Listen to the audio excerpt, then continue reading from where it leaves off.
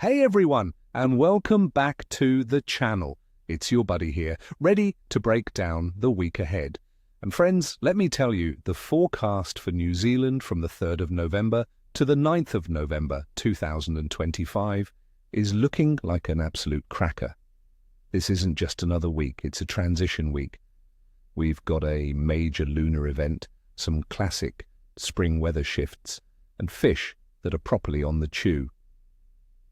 The big question is, will the midweek weather change, shut the bite down, or will it just fire things up even more?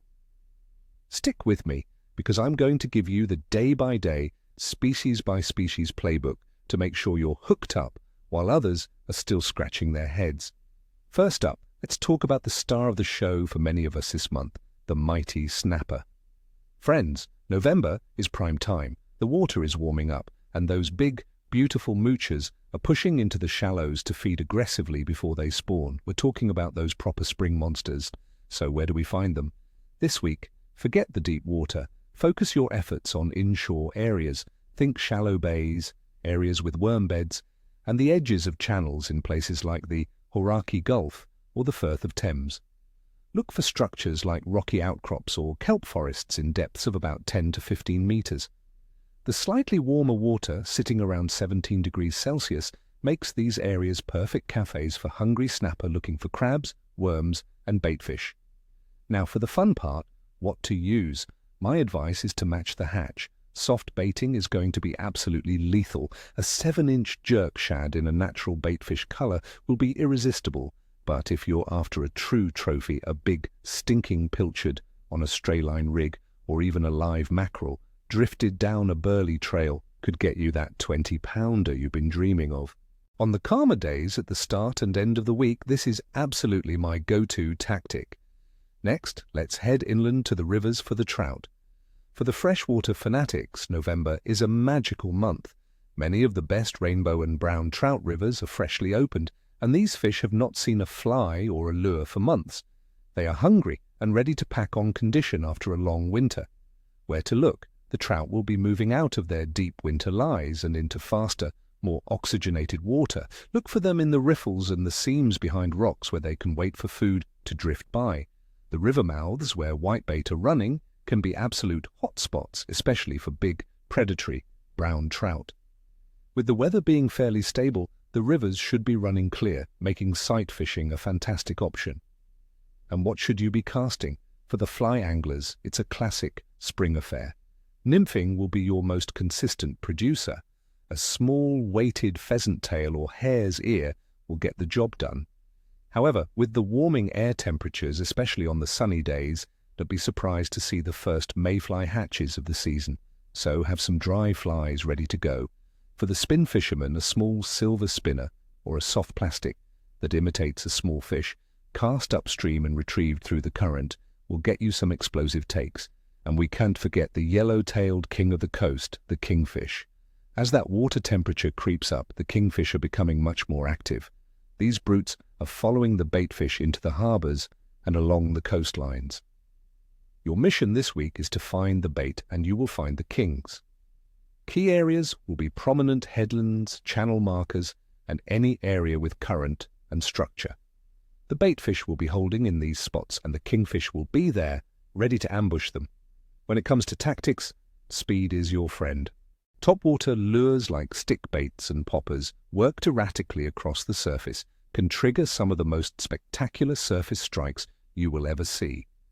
This is especially effective during the low light periods of dawn and dusk, which coincide perfectly with the full moon this week. If the surface action is slow, dropping a jig down to the depths where you're marking fish on the sounder is a proven technique. A 200-gram knife jig worked vertically with speed is often too much for a hungry kingfish to resist. All right, let's dive into the conditions that are driving our strategy this week. The weather across the North Island is looking pretty good for fishing. We start the week warm, with temperatures around 20 degrees Celsius. Midweek, from Tuesday to Thursday, we see a bit of a change, with a slight temperature drop to around 18 degrees and some light rain. This is important. That little bit of rain and cloud cover can be a huge trigger for fish to feed, especially inshore. The atmospheric pressure should remain relatively stable, which fish love. The wind, for the most part, looks manageable, but always check the local forecast before you head out. The water temperature is hovering around that magic 17-degree mark inshore. This is the perfect temperature to get species like snapper really fired up and feeding in shallower water. And now for the moon. Friends, this is the big one. We have a full moon smack bang in the middle of the week on Wednesday the 5th of November. Popular fishing wisdom says that the days leading up to and immediately following a full moon can produce incredible fishing. The stronger gravitational pull creates larger tides, which can concentrate bait fish and trigger a feeding frenzy. The best bite times will likely be at dawn and dusk and even after dark for those targeting snapper. So let's put it all together in a day-by-day breakdown. Here is your game plan for the week. On Monday, the 3rd of November, the bite should be excellent. We're looking at warm, stable weather leading into the full moon. The fish will be feeding hard.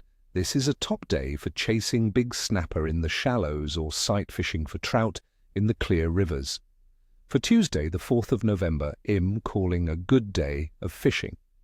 The first signs of the weather change appear with some cloud cover and a chance of light rain. This cloud cover could make the inshore bite even better, so don't be put off by a little drizzle. Wednesday, the 5th of November, is the full moon, and the bite will be excellent. This is the day to be on the water. The morning and evening bites could be absolutely electric. Target kingfish on the surface at dawn, and then fish for snapper into the evening. On Thursday, the 6th of November, the fishing will be good, but perhaps a little capricious. We're on the backside of the full moon and the weather change. The fish will still be active, but you might need to work a bit harder to find them. Jigs might work better than topwater lures for kingfish today. Friday, the 7th of November, looks to be a good day. The weather stabilizes, but the temperature is a little cooler. This could be a fantastic day for freshwater, as the trout will be actively feeding in the clear, cool water. The snapper bite should remain solid. For Saturday, the 8th of November, the forecast is excellent. The temperature climbs back up, the sun is out, and the weekend is here. Expect a fantastic bite across the board as fish take advantage of the stable, sunny conditions. It's a perfect day to take the boat out. Finally, Sunday, the 9th of November, should also be an excellent day. Similar conditions to Saturday, with stable weather and active fish. Get out there early to make the most of it before the working week begins again. So there you have it, friends. An incredible week of fishing is on the cards. Get your gear ready, check your safety equipment, and get out there and enjoy it. As always, thank you so much for watching. Nothing makes me happier than sharing my passion with you all. So till next time, tight lines. And, as we say, ni kwosta, ni cheshwi. Now do me a favor, hit that like button, subscribe if you haven't already, and drop a comment below. I want to hear from you. What are your plans for the week? What's been working for you? Let's chat in the comments. See you out on the water.